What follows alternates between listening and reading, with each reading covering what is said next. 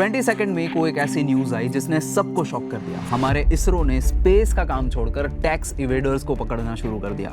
अपनी satellite imagery से उन्होंने 300 से ज्यादा ऐसे लोगों को पकड़ा जिन्होंने अपनी आईटीआर में फार्मिंग से 50 लाख से लेकर 400 करोड़ तक की complete tax free income declare की थी।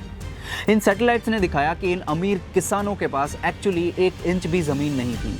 जीरो फार्म्स, जीरो क्रॉप्स, ये सीधा 2000 करोड़ रुपीस का टैक्स फ्रॉड था।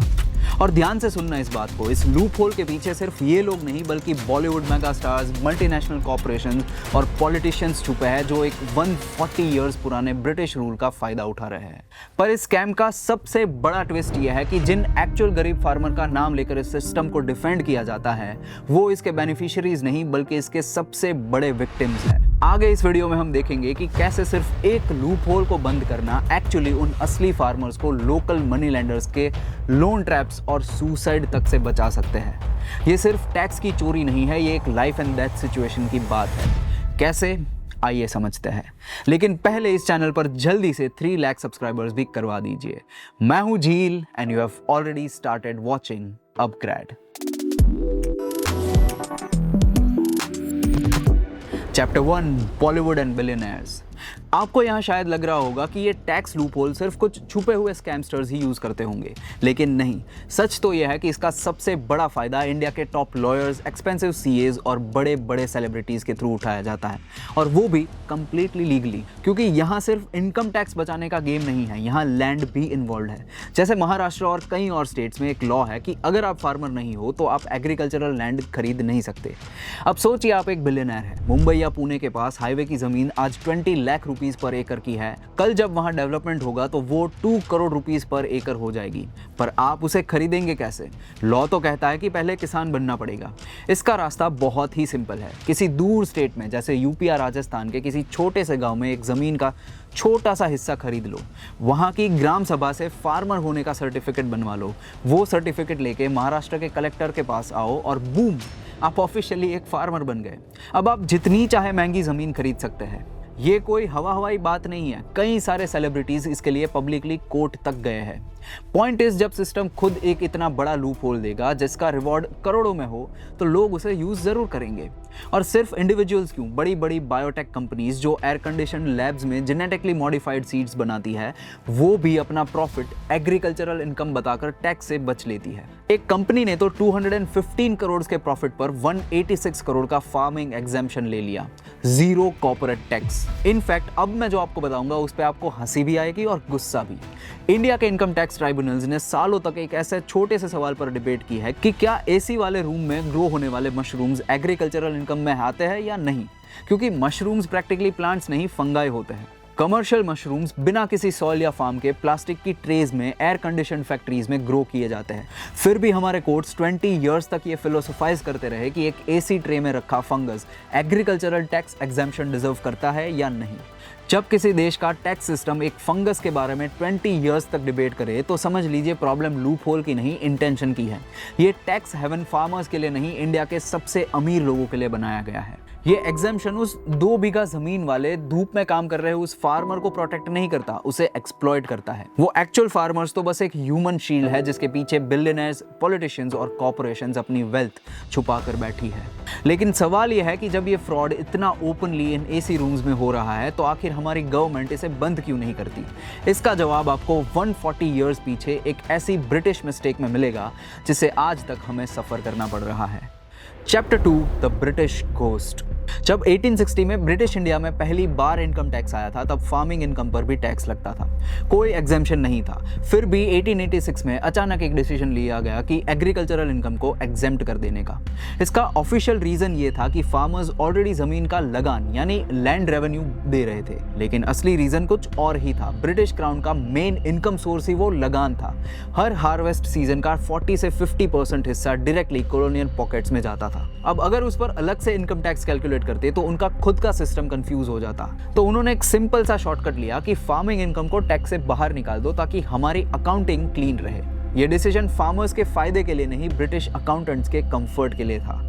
Yes, this is actually a fact. और अगर आपको इसके बारे में नहीं पता था तो कमेंट में लिख दीजिए शॉक्ड। लेट्स सी कितने लोगों को इसके बारे में अब पता चला है। 1947 में ब्रिटिशर्स चले गए, लगान लगाने वाला वो क्रूअल सिस्टम भी चला गया, लेकिन ये 1886 वाला रूल ये यहीं रह गया और हमारे कॉन्स्टिट्यूशन में ऐसे लीगली लॉक हो गया कि इस पर अब सिर्फ स्टेट गवर्नमेंट ही एक्शन ले सकती है। और सच्चाई ये है कि अपने रूरल वोट बैंक के डर से किसी भी स्टेट ने इसको हाथ नहीं लगाया। और सबसे शॉकिंग बात बताऊं, ये कोई अननोन मिस्टेक नहीं है। पिछले 50 सालों में 5 अलग अलग टॉप लेवल गवर्नमेंट कमिटीज ने जोर जोर से कहा है कि इस लूप होल के अंदर करोड़ की ब्लैक मनी को वाइट किया जा रहा है, इसको बंद करना चाहिए। हम एक ऐसे कंट्री है जिसने सालों पुराने ब्रिटिश क्रिमिनल कोड्स बदल दिए, कॉलोनियल स्टैच्यूज तोड़ दिए, राजपथ तक का नाम चेंज कर दिया। तो क्या हम उस ब्रिटिश अकाउंटिंग शॉर्टकट को नहीं हटा सकते? Chapter 3 the global mirror. अब आप सोच रहे होंगे कि इससे इतना क्या ही फर्क पड़ सकता है। Well, let me show you a mirror. एक कंट्री है जिसने टैक्स लगाया और दूसरा जिसने अमीरों को छोड़ दिया। पहले बात करते हैं जापान की। 1873 में जापान एक पुअर फ्यूडल कंट्री था।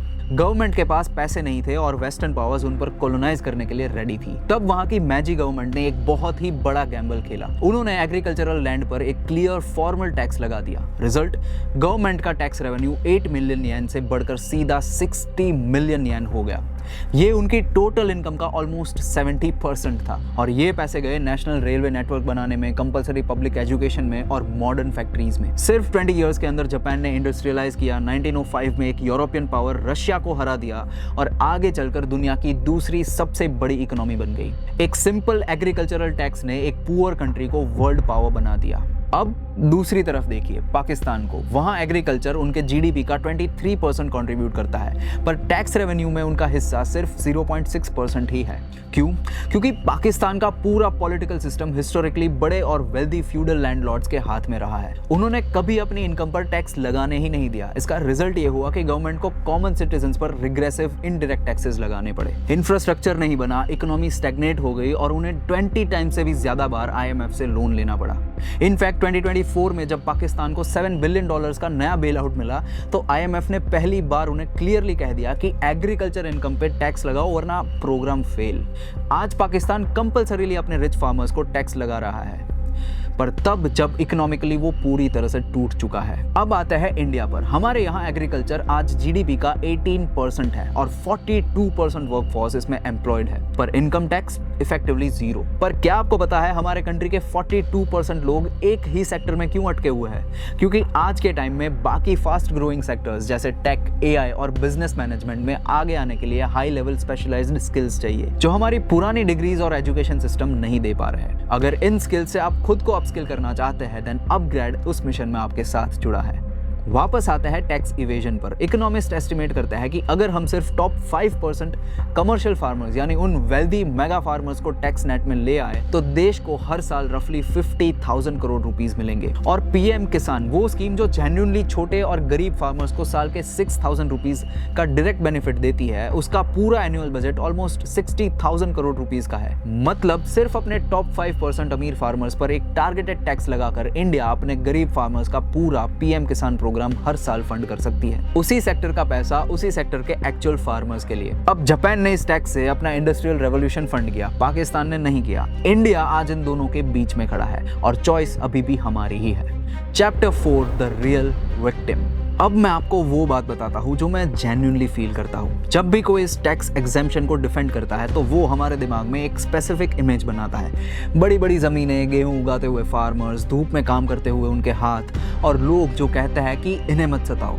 और टेक्निकली देखा जाए तो वो बात गलत भी नहीं है। इंडिया में आज almost 14 crore farming house holds हैं। इनमें से 86% के पास 2 हेक्टेयर से भी कम जमीन है और इनकी एवरेज एनुअल इनकम सिर्फ 1 लाख से 1.5 लाख के आसपास आती है। अब सोचिए, अगर कल को फार्मिंग पर टैक्स लगता भी है तो ये वैसे भी टैक्स ब्रैकेट की लिमिट के आसपास भी नहीं आते। तो जब लॉ मेकर्स कहते हैं कि इन किसानों को मत सताओ तो वो टेक्निकली तो इन 86% की ही बात कर रहे होते हैं, पर रियलिटी में वो प्रोटेक्ट कर रहे होते हैं उन टॉप रिच फार्मर्स को जिनके पास इस देश की 91% फार्मिंग इनकम है। और ये भी सिर्फ आधा सच है, पूरा सच तो इससे भी ज्यादा ब्रूटल है, क्योंकि जिस टैक्स एग्जेम्पशन को इन एक्चुअल फार्मर्स को प्रोटेक्ट करने के लिए डिजाइन किया गया था, उसने एक्चुअली इन छोटे फार्मर्स को फाइनेंशियली इनविजिबल बना दिया है। इसे ऐसे भी सोचिए कि अब क्योंकि फार्मिंग की इनकम पर टैक्स नहीं लगता, इसलिए फार्मर्स के लिए ITR फाइल करना मैंडेटरी है ही नहीं। No ITR, no formal income proof, no financial identity.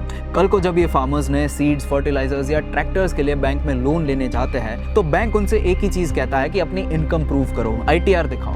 अब फार्मर्स के पास क्या है? कुछ नहीं, ना डॉक्यूमेंट्स, ना कोई रिकॉर्ड्स, जिस वजह से लोन एप्लीकेशन डायरेक्टली रिजेक्ट हो जाता है। तो अब वो फार्मर कहाँ जाएगा?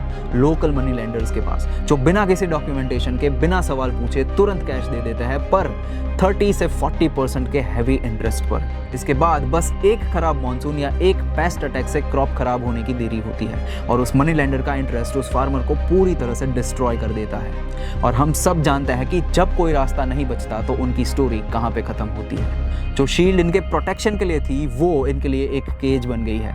ये डिबेट फार्मर्स के बारे में नहीं है, ये उन लोगों के बारे में है जो फार्मर्स का नाम यूज करके कुछ और ही प्रोटेक्ट कर रहे हैं। What do you think? बताइए कमेंट्स में।